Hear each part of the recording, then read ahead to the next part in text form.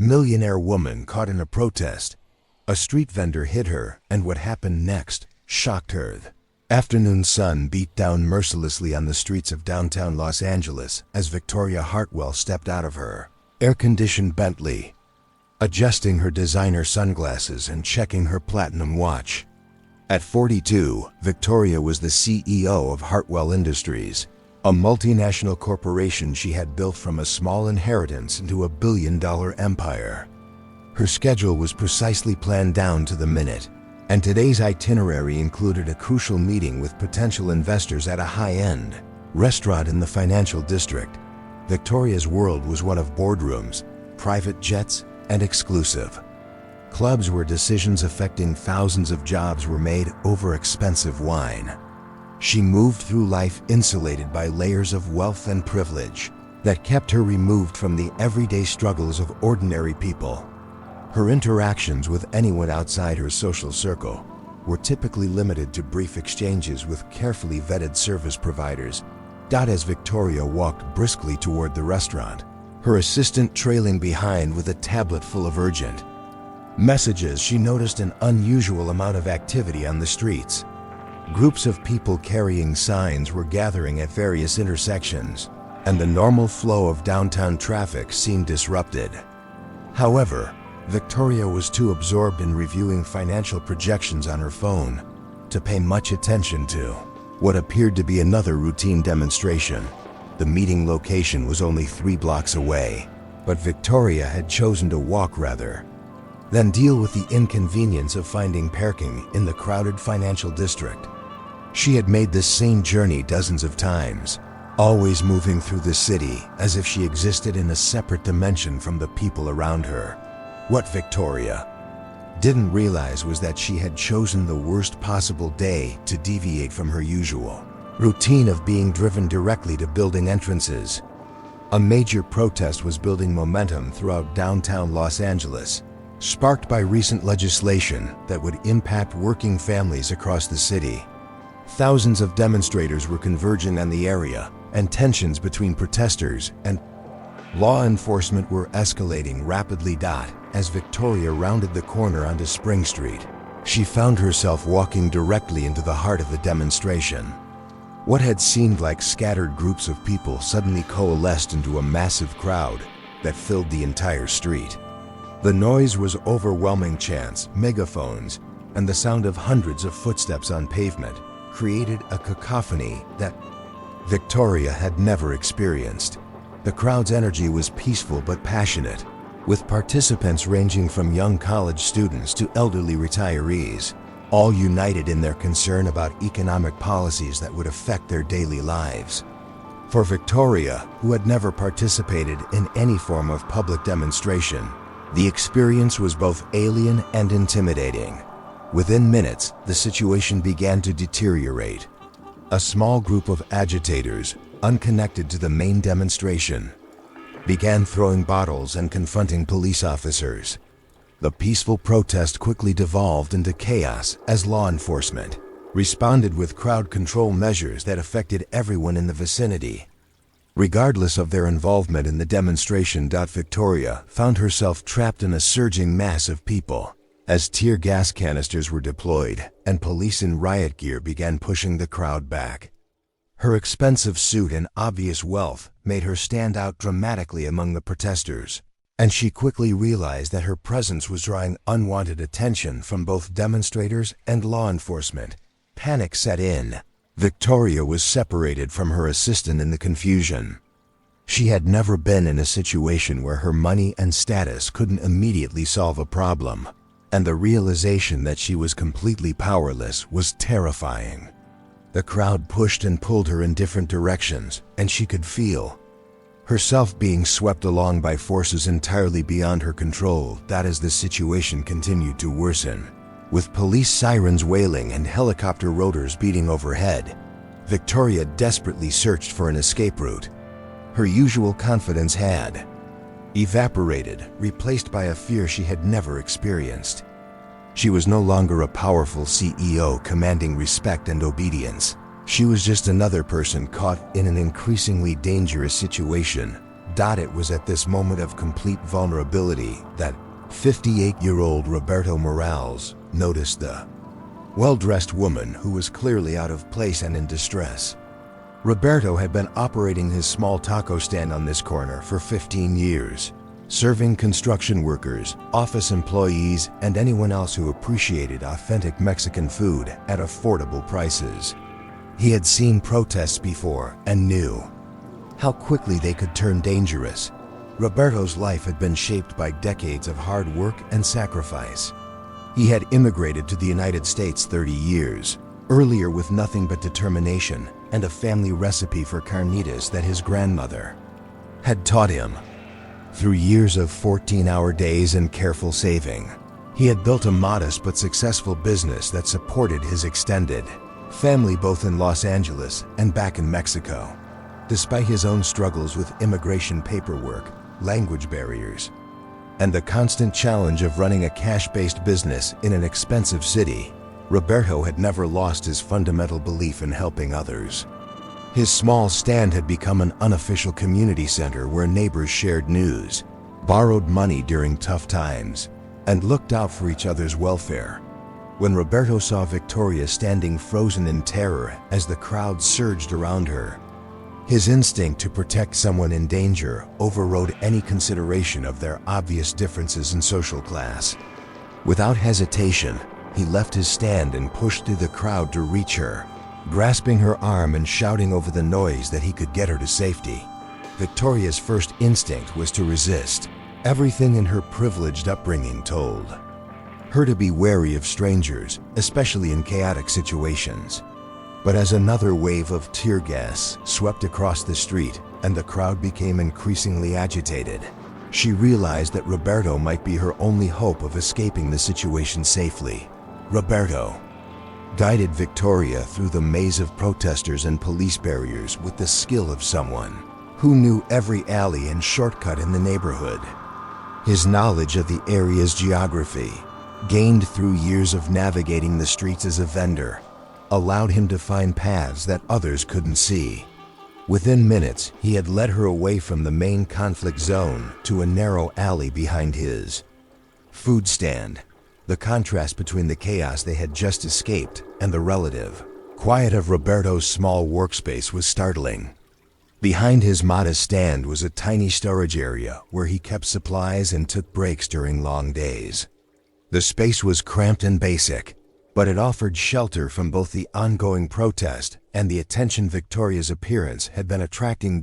As Victoria caught her breath and tried to process what had just happened, she began to notice details about Roberto's operation that she had never observed during her previous walks through the area.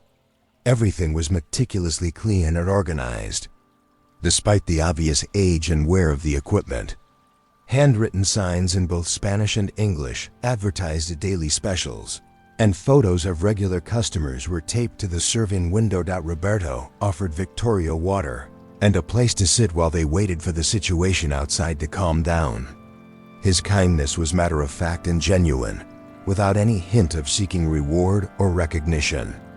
For Victoria, who was accustomed to people's behavior being influenced by her wealth and status, this authentic concern for her welfare was both surprising and deeply moving.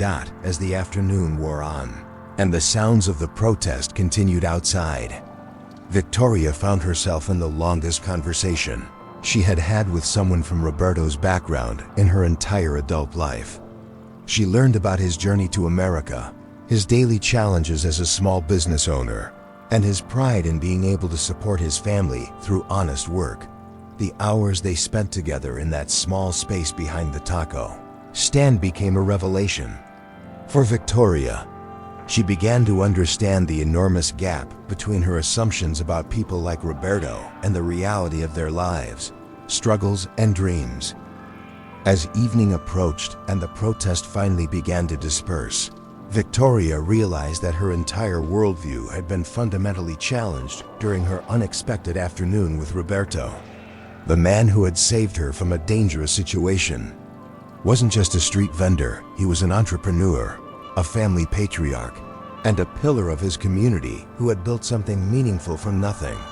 During their extended conversation, Victoria learned that Roberto sent money to support his elderly parents in Mexico, paid for his daughter's nursing school tuition, and had helped dozens of other immigrant families navigate the complex process of starting businesses in America. His taco stand was profitable enough to support multiple families, but Roberto's margins were constantly threatened by rising rent costs, permit fees, and competition from corporate food chains. What struck Victoria most profoundly was Roberto's contentment and sense of purpose.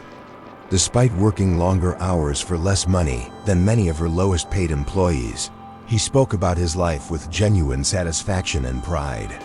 He had clear goals, strong relationships, and a deep connection to his community that Victoria realized she had never experienced in her own privileged circles.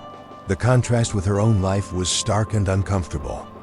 Victoria had achieved everything that society told her should bring happiness, wealth, power, recognition, and independence.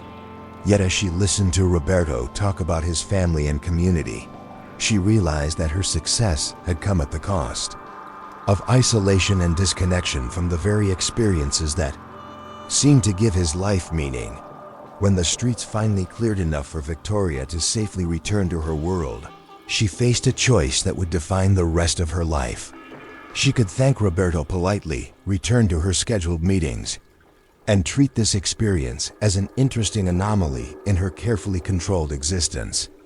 Or she could acknowledge that what she had witnessed and learned demanded a fundamental change in how she lived and conducted business. The decision came when Roberto refused her offer of money as a thank you gesture. He explained that helping someone in need wasn't a transaction, it was simply what neighbors did for each other. This concept was so foreign to Victoria's transactional worldview that it forced her to reconsider everything she thought she understood about human motivation and relationships. Over the following weeks, Victoria found herself returning to Roberto's stand regularly, initially under the pretense of conducting business meetings in the area. However, her real motivation was to continue learning from someone whose life experience was completely different from her own. These visits became the highlight of her week, providing perspectives on business, community, and success that her MBA education and corporate experience had never offered. Through her conversations with Roberto, Victoria began to understand the broader implications of her company's policies and practices. Hartwell Industries' focus on maximizing shareholder value often came at the expense of the very communities where Roberto and people like him lived and worked. Her corporation's pursuit of efficiency frequently meant eliminating jobs, reducing benefits, or moving operations to locations with cheaper labor costs. The realization that her success had been built partly on the struggles of people like Roberto was deeply troubling for Victoria. She began to see her wealth not as a reward for her individual brilliance, but as a responsibility that came with obligations to the broader community. This shift in perspective initiated a transformation that would ultimately change both her company and her life. Victoria's first major decision was to restructure Hartwell Industries' approach to corporate social responsibility. Instead of simply writing checks to established charities, she began developing programs that directly supported small business owners like Roberto.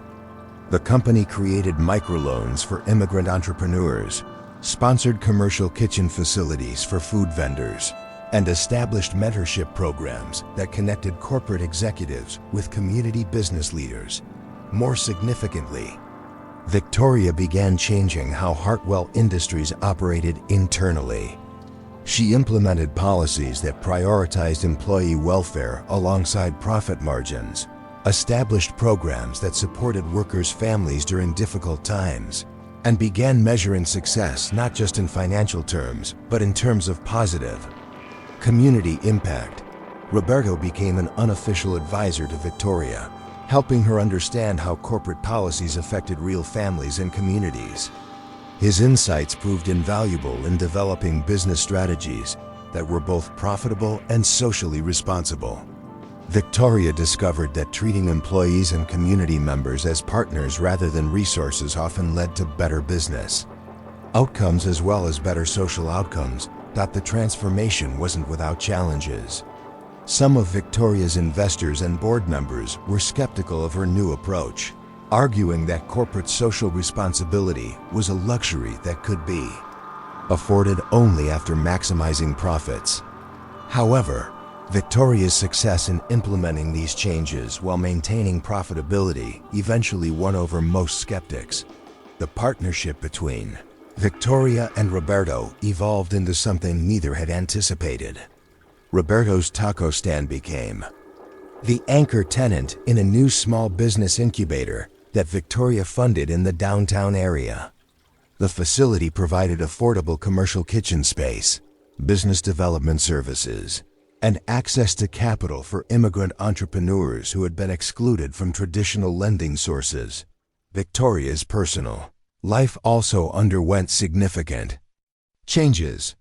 The isolation and stress that had characterized her previous existence gave way to meaningful relationships with people from diverse backgrounds. She began attending community events, participating in local festivals, and developing friendships that weren't based on business networking or social status. The media attention that eventually surrounded Victoria's transformation focused on the dramatic nature of her change from corporate shark to community advocate. However, the real story was more subtle and profound. It was about a person who had achieved everything she thought she wanted, only to discover that what she really needed was connection, purpose, and the opportunity to contribute to something larger than herself. Roberto's influence on Victoria extended beyond business practices to fundamental questions about success and happiness. Through his example, she learned that contentment came not from accumulating more wealth or power, but from using whatever resources she had to strengthen the communities around her. 5 years after that chaotic afternoon when a protest had thrown them together, Victoria and Roberto celebrated the opening of the 10th Small Business Incubator, funded by Hartwell Industries. The program had helped launch over 200 successful businesses, created thousands of jobs, and transformed several neighborhoods across Los Angeles. As Victoria addressed the crowd at the celebration, standing beside Roberto and dozens of other entrepreneurs who had benefited from the program, she reflected on how completely her life had changed. The protest that had once terrified her had actually been the beginning of her liberation from a narrow, isolated existence. Roberto, now recognized as one of the city's most successful small business advocates, had never lost his humble perspective or his commitment to helping others. His original taco stand still operated on the same corner, but it had become a symbol of how individual determination and community support could create opportunities for everyone. The story concluded with Victoria realizing that the afternoon when Roberto had hidden her from the protest hadn't just saved her from physical danger, it had saved her from a life of emotional and spiritual poverty that she hadn't even recognized. The street vendor who had shown her kindness without expectation of reward had given her something far more valuable than safety. He had given her a path to authentic purpose and genuine human connection. Thank you for watching this story unfold with us here on M&A The Story Unfolds. If you enjoyed it, don't forget to subscribe to the channel and turn on the notification bell so you never miss a new tale. We'd love to know where you're watching from. Leave a comment below and tell us what part of the world you're joining us from. Your support means everything. See you in the next story.